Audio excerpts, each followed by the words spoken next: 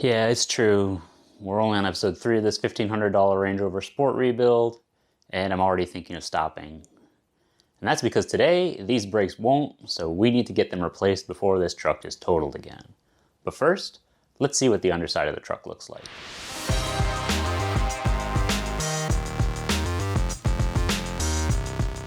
Let's check and see how this truck looks underneath. First of all, the splitter here got damaged, probably when it was lifted at Copart, but we'll be able to just remove this piece and then eventually get a replacement. As we move down, let's see. We have, this is wet here. That is very likely to be coolant from the radiator. Actually, you can kind of see over there. Yeah, it definitely smells like coolant. Okay, now, otherwise, let's see. This is the oil cooler. This line looks swelling a bit. Might be worth changing. There is supposed to be a skid plate here that mounts to these tabs, so it's possible the plate was damaged, ripped off, or removed, but nothing behind it is damaged, fortunately. On this side, the driver's side, things look good. This hose is wet, and that's because the coolant tank up on this side was leaking a bit too. So nothing too crazy. Okay, let's move back further. You can see scuffs from Copart.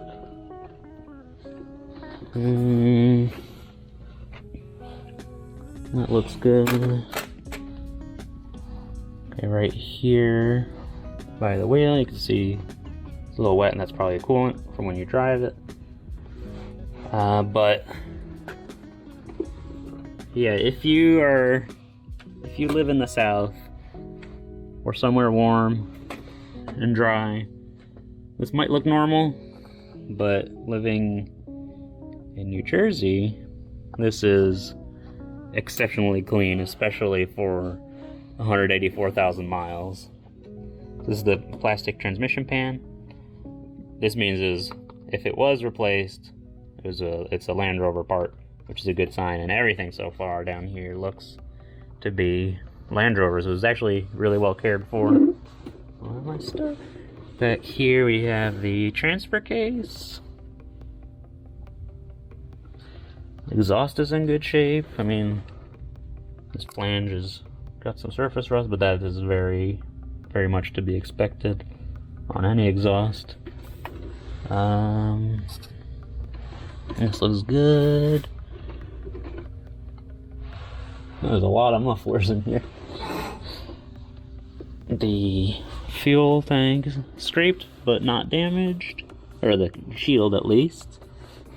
And so there's a muffler there and here, and then more on either side.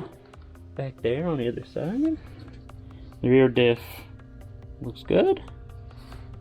And again, scratching. It comes with when you buy cars at auction, they'll lift them on and drop them off on your truck. And yeah, the spare wheel is here. Looks good. The mechanism looks to be in good shape. Oops. Yep. Yeah, it's really clean. Okay, that is just the shield around the spare. Is it loose? Just on the one side. Oh, I see. Yeah, there's like the plastic broke on the back there. Yeah, we can maybe fix that. It's just where it attaches. But yeah, this is very clean. A little bit more here. That's probably coolant from the driver's side. And then, oh, I see. And then the ball joint down here is the boot's a little torn, so that'll have to be taken care of at some point. But overall, the tire is good.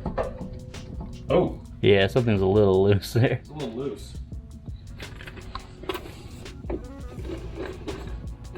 Not on the other side though. Wheel movement like this could be due to a bad ball joint or a worn hub. It wasn't super clear until we saw that the ball joints have no play. With conventional struts, you can usually feel vibrations in the coil spring when turning the wheel if the hub is bad, but it can be a little bit harder to tell with air suspension. Once we figured it out, we ordered a new front hub. Do it again. I'm going to look at the upper ball joint. No, the ball joint's not moving down here. The ball joint's not moving? No. Oh. Is it the hub? Do it again. Maybe. Do it again. Yeah. To replace the hub, we need to remove the wheel, but that's not always as easy as it sounds on Range Rovers of this era. It turns out these trucks' lug nuts have a chrome cover over a regular lug nut. Over time, moisture that gets under the chrome cover can cause rust, which can make the cover swell enough that a 22mm socket that's supposed to fit no longer does, and it can even cause the nut to round off underneath the cover. So what I end up having to do was punch through the center with a screwdriver and peel off the chrome cover. Then I had to find a socket that was about the right size and hammer it on to remove the lug nut since it was partly rounded. You'll also want to be really careful not to scratch your wheel while peeling off the cover. You can try taping over the area around the lug nut to protect the rim. You can see how bad the lug nut got under there, but it's good that we got it off in the end. In a worst case scenario where the lug nut is completely rounded off or cross-threaded, you could drill straight into the stud and then replace the hub or replace the stud, but fortunately getting the chrome cover off was enough. We'll be using new solid lug nuts when we put the wheels back on so we can avoid this problem in the future. So we're going to get started on the brake job, but on the front passenger side we also have to do the hub. This is a pretty standard process for a brake job.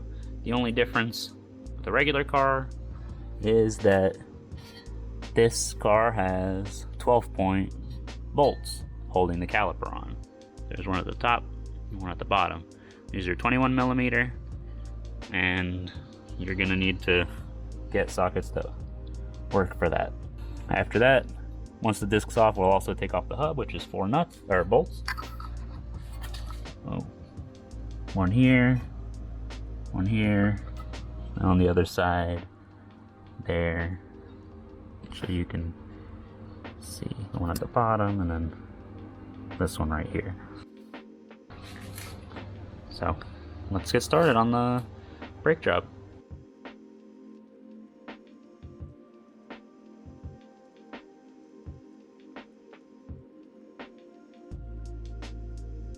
So these are the 12-point bolts that hold the caliper, and they're pretty chunky. Once you pull the caliper off, you should probably do this beforehand. You should pull this. There's a little bracket here that holds the brake line and the sensor line.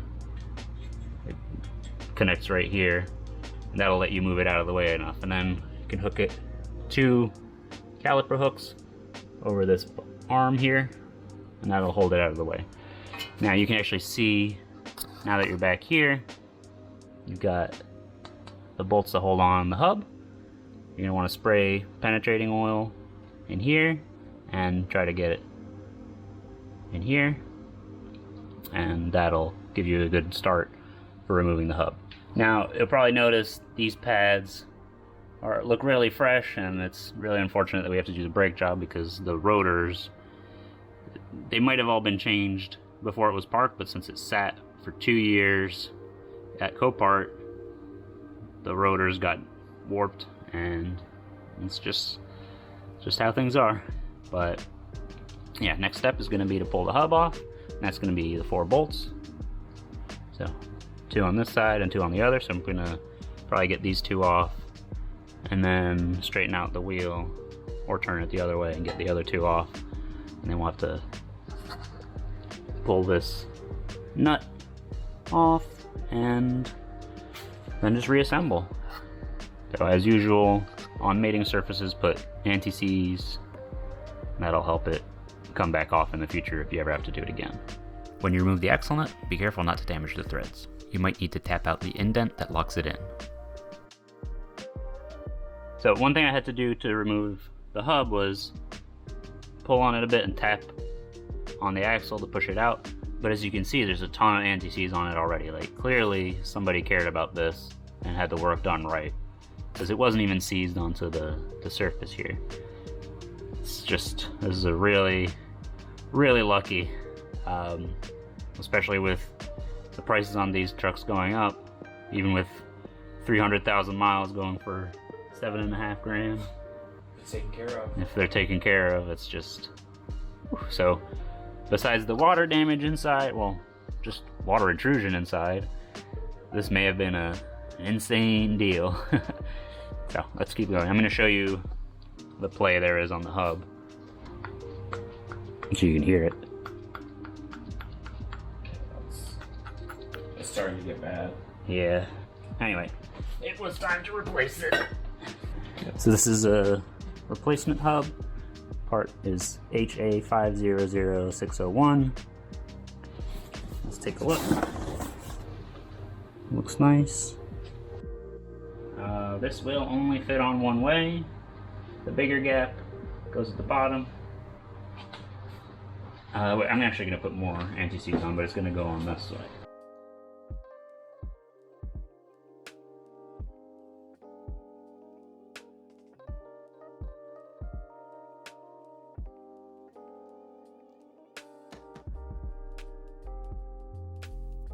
So when you do replace your hub and you remove this nut, you do have to replace it. We do have one on the way, and some people do reuse them.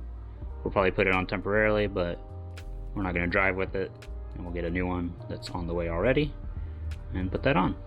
And the reason why you would replace it is it's pretty mangled. Yeah, damages the threads to lock it in place. Okay, I'm going to tighten the 4 hub retaining bolts, which is 85 foot-pounds each. So to do that, I'm going to turn the wheel.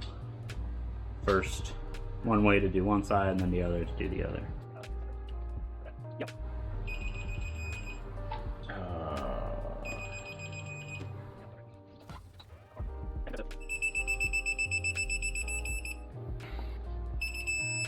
Perfect. And that's the hub. So if things come loose pretty easily, it's actually a really quick job. Now next is going to be doing the brakes.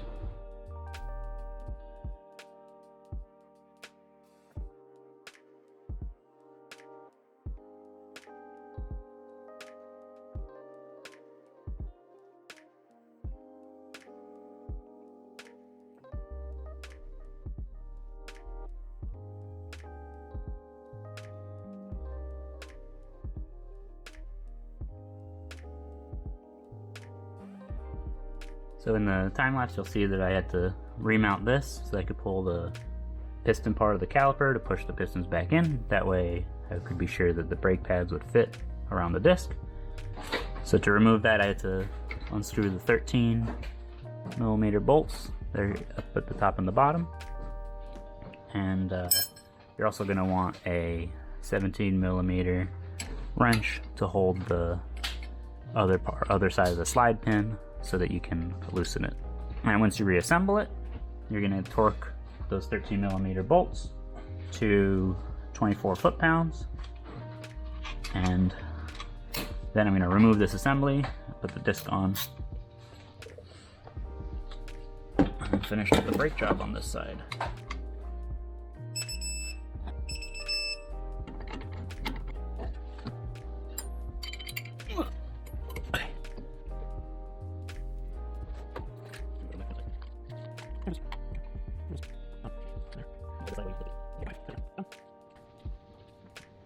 This is just so the disc doesn't stick. And you want to make sure you line up the hole for the locating pin on the disc to the right spot. And this is normally where you'd put in the retaining screw, but it's missing. So this is a replacement lug nut. This isn't a separate piece that covers it. It's just one whole cap. There's no beauty cover on it that caused all the issues on this wheel. I'm just putting this in place just so it doesn't fall off while we mount the caliper. Now with the locating screw, you'd be able to just tighten that in and it would stay in place and be nice, but in the meantime, for now, this should be good.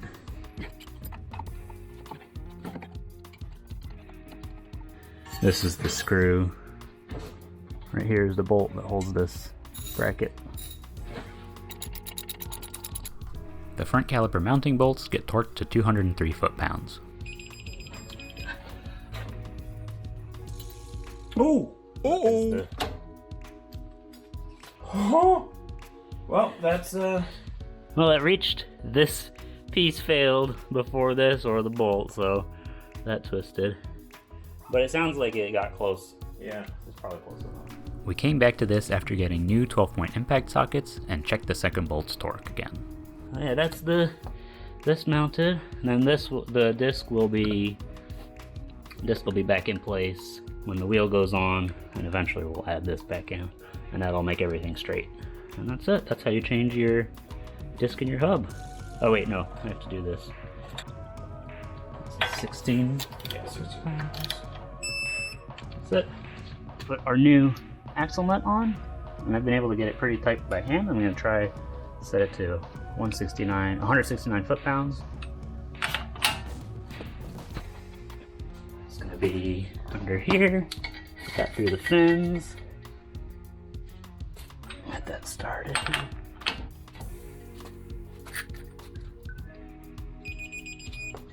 There we go.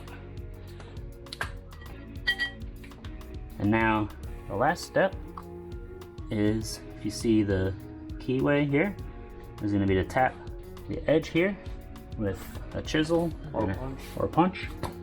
So I've got a chisel type thing here. I'll try to line that up.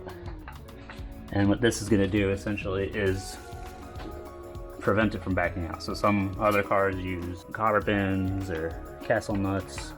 So I'll just do a little more, I guess. You don't need to, but you could. There we go. That should be good. Now, a little closer here. That's tapped in. It shouldn't go anywhere. And that's the hub and brake done on this side. So I'm here on the driver's side, and I'm going to be doing the brake jobs, and this time it's just the disc and the pads. So on this side we actually have the retaining screw, or bolt, I guess. And the other difference is this one has a brake wear sensor. And I'll show you a little more about that once we get there. But same thing, it's going to be, what I'm going to do first is remove the 13mm bolts that hold this part of the caliper in.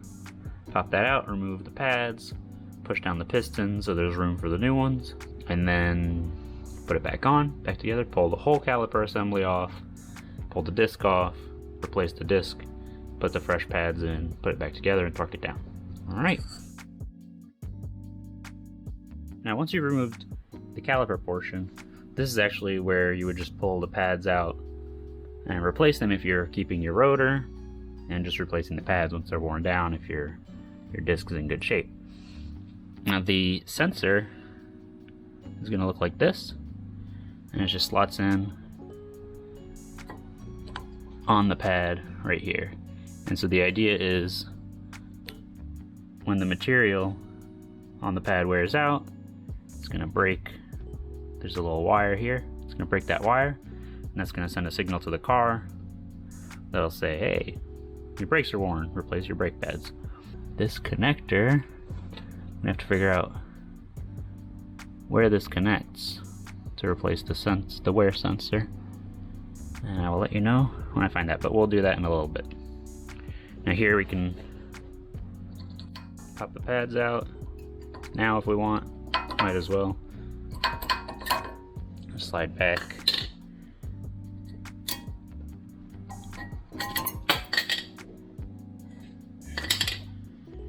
And then later, when we pull the whole caliper off, we'll pull these. Actually, we could probably do it now, but I'll do it later.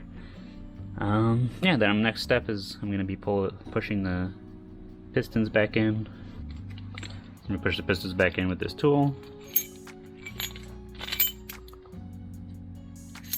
And I'm going to put some lubricant on the surface here so that it can slide against the pistons.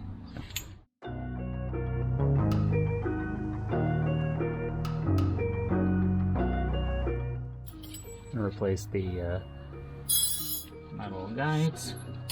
I'm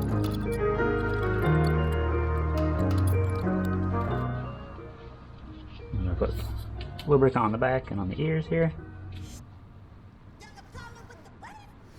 Some people will probably say that I'm overdoing it, which is probably true, but I prefer to have maybe a little more just in case than too little.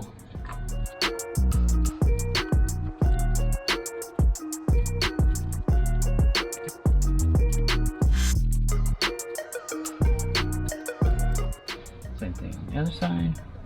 Now you could also just do the ears here and then the inside of the caliper right there if you want, whatever you prefer.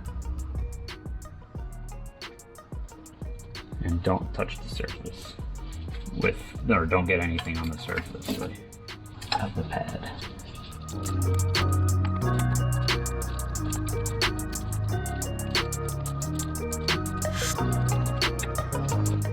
Okay, it's finicky. You have to sometimes pull on the inside of the guides, the metal guides. Get it out. Okay. Next challenge. Somebody, when they installed a brake wear sensor, did something weird. They ran it up and into this area, zip tied it to something else, when in reality you've got a attachment point on the bracket that goes on here.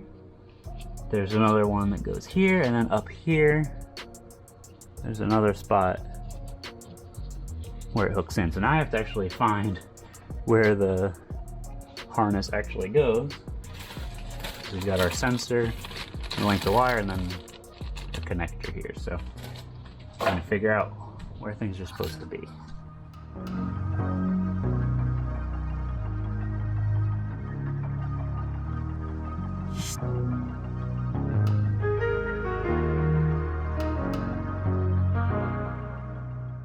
So the brake wear sensor you can just slot in once your caliper's back on, and I have it running has a little rubber ring here that you can put on, loose back here, and then you get another one of these a little further back that'll hook in here.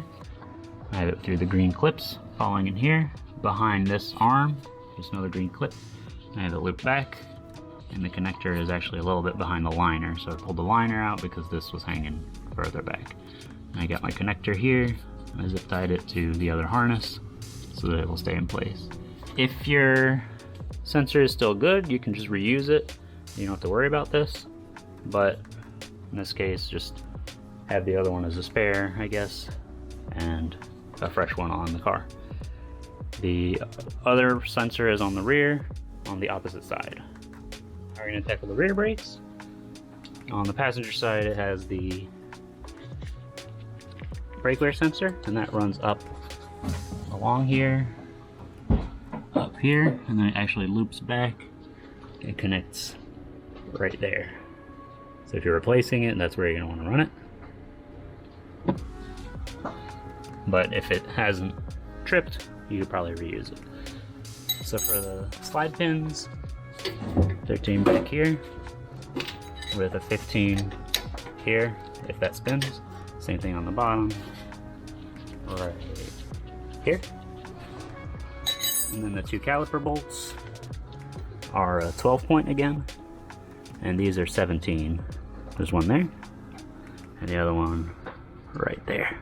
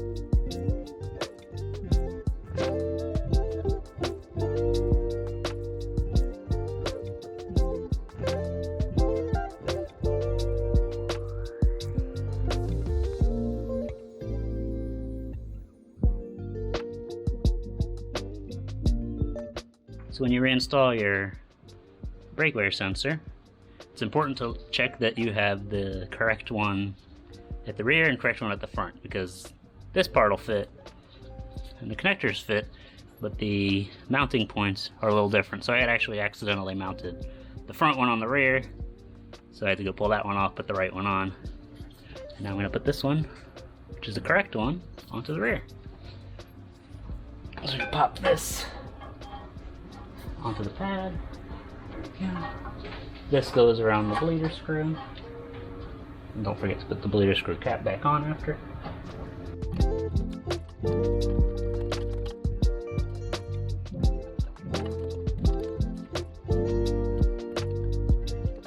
With this side done, we'll go take care of the other rear brake.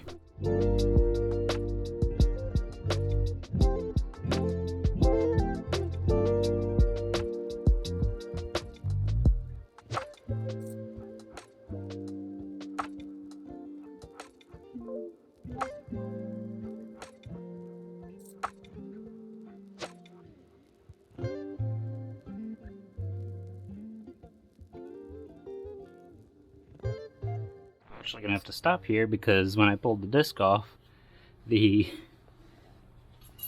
parking brake material just separated from the shoe, so no parking brake anymore. So we're gonna see if we can get our hands on some shoes nearby and then come back and install the new disc and pads. So when you're working on your rear brakes, you want to make sure that you've pulled back your parking brake shoes before you pull it off, so that you don't risk damaging your shoes like I did on the other side. Though, admittedly, it's a common failure to have the material come off the shoe.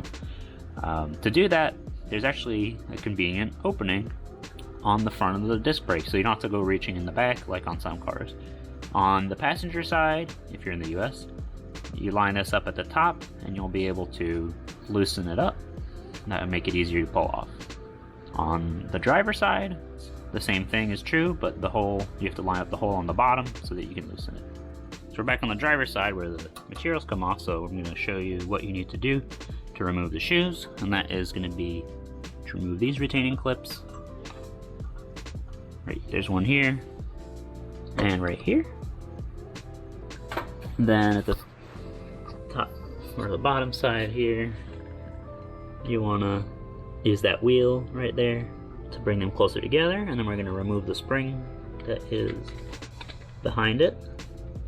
Once that spring is off, we can pull the shoes apart, kind of pull them around, pull this spring out, and then one of the two shoes is connected to the parking brake cable, and we'll remove that, and that'll let us take it off.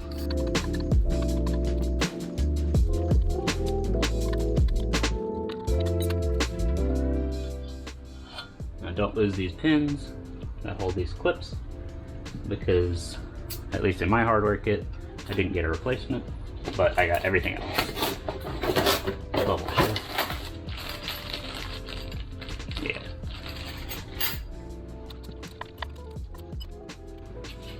These are symmetrical, you can put them in either way. That's good.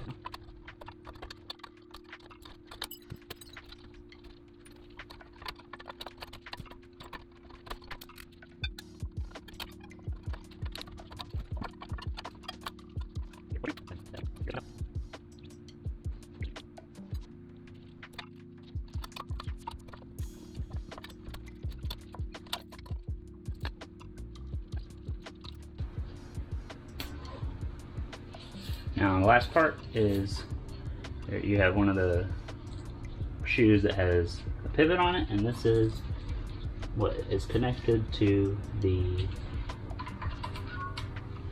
cable. You can pull this spring off that hooks over here, and then we have to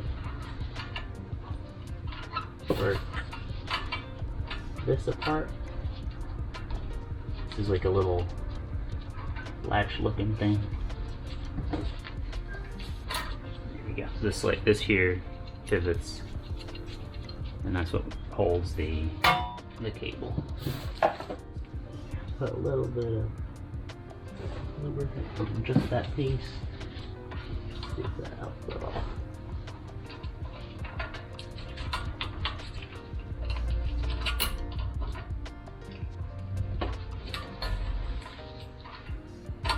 There we go.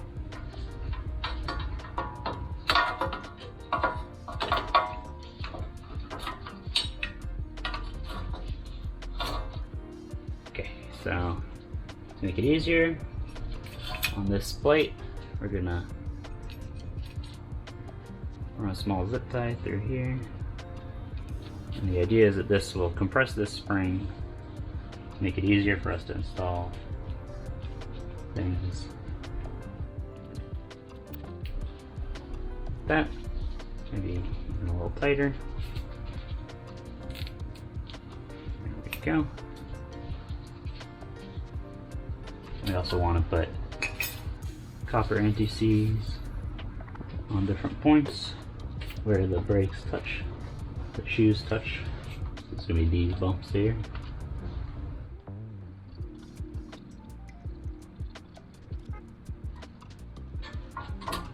That on, get our retainer on, and you'll know this side goes towards the one that has the connector.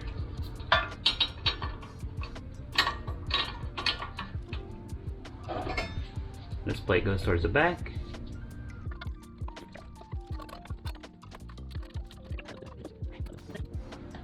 Put some copper grease on this thing, the adjustment. Make it nice and easy to work with.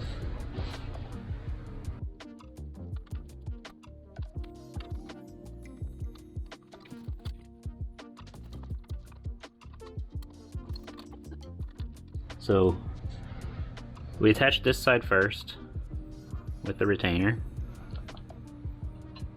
zip tied the spring on the plate, which we're going to cut off in just a moment.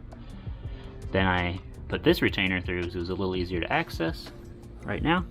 And then I put you could probably do this last, but then I held the adjuster in place and put the spring in using needle nose pliers, and now it's in place. So I might have to adjust it kind of like this, you know, move this left to right as needed before we're in the final position. I just have to check that this is actually in the right spot. Maybe it has to come a little lower, but that is how you replace everything. So I ended up using the old spring, the old big spring, because they actually fit into the openings, where the new ones, these guys were too long to actually fit properly, unfortunately.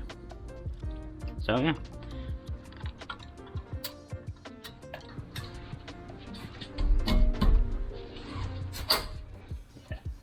There's definitely movement here. So you may need to adjust this.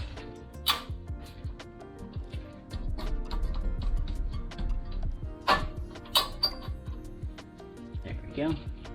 It's about the same level here, and then around here you got some movement left and right there, and that looks pretty centered. So I use copper anti-seize on the bumps behind it. That's where the shoes slide against, and that should be good. So inside out first.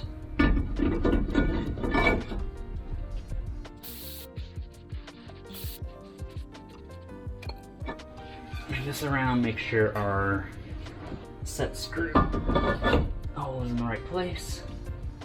Actually get it on, get that started right now.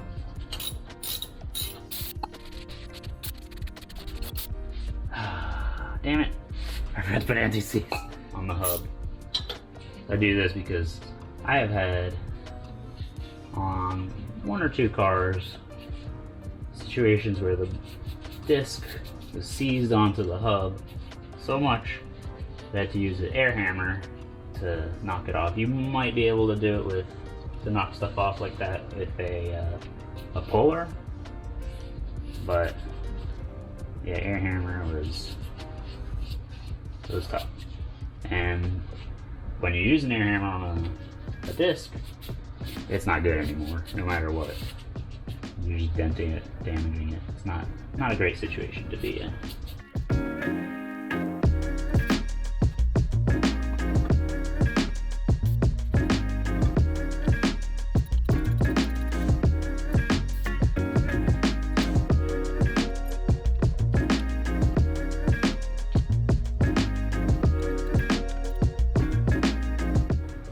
and lubricating your brake pads will stop it from screeching. I had a motorcycle, you can check the video on my Suzuki S40. I just did this and it addressed the crazy screeching I had on it.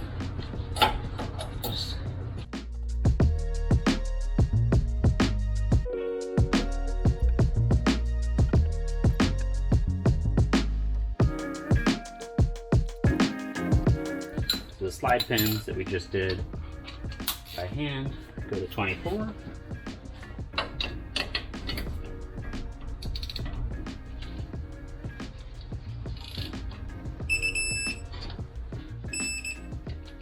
And the caliper bolts get torqued to 85 foot-pounds. So I'm going to replace the parking brake shoes on this side as well, since I did the other side. And normally you would put the truck in neutral, rotate this opening to the top, make sure the shoes are loosened all the way, and then remove the disc. However, since I already just did the job, I know that the disc comes on and off without any issues. So I'm just gonna pull the caliper off, hang it up, pull the disc off, and I can get to work.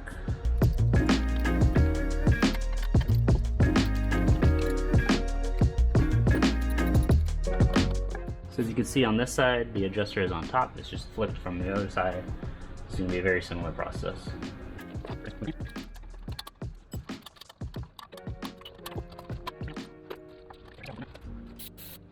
Like on the other side, we'll lubricate the adjuster with copper anti-seize.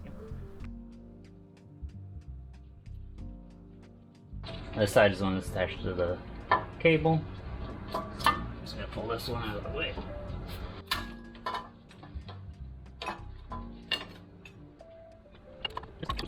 And now we have to release this. So once again, there's a little spring retainer here. Pop that off. Slide this up. Boom.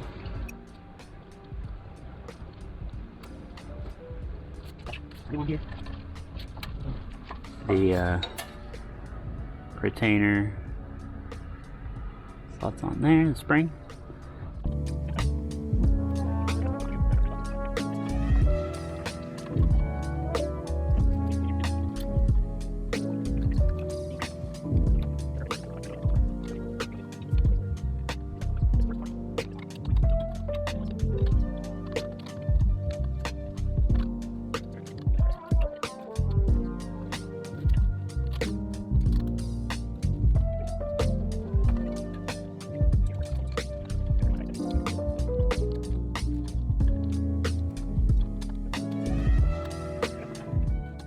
With all the parking brake hardware installed, I'm going to put the disc back on. There we go.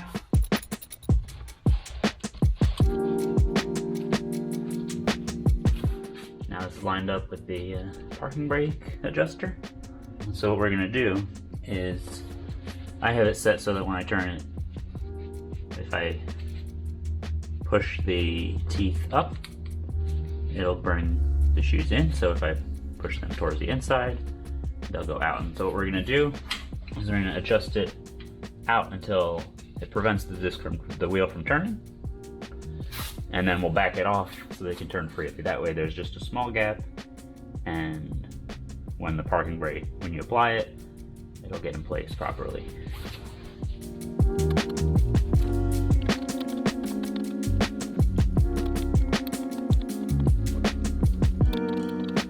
Okay, so with the disc back on and the parking brake adjusted, you'll feel when you tighten it enough, you won't be able to move it, and then you'll back it off a little bit, and then you can turn it. So this turns, and it's not too far off from where it blocks it off. So last step is going to be put the caliper back on. We're going to take our little 15mm 12 points. Well, not little, they're pretty big, but they're little compared to the front.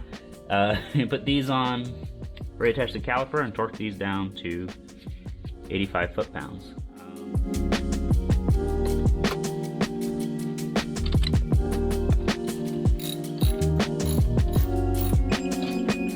And that's the brakes, parking brakes, and bad hub taken care of. So we got the engine running right, and now we'll be able to stop safely when we get on the road. We still need to put in new belts and a radiator, but be sure to subscribe because next week we're taking care of the wet, moldy interior. If you're enjoying this rebuild so far, leave a like and let me know what you think in the comments. Thanks for watching, and I'll see you next time.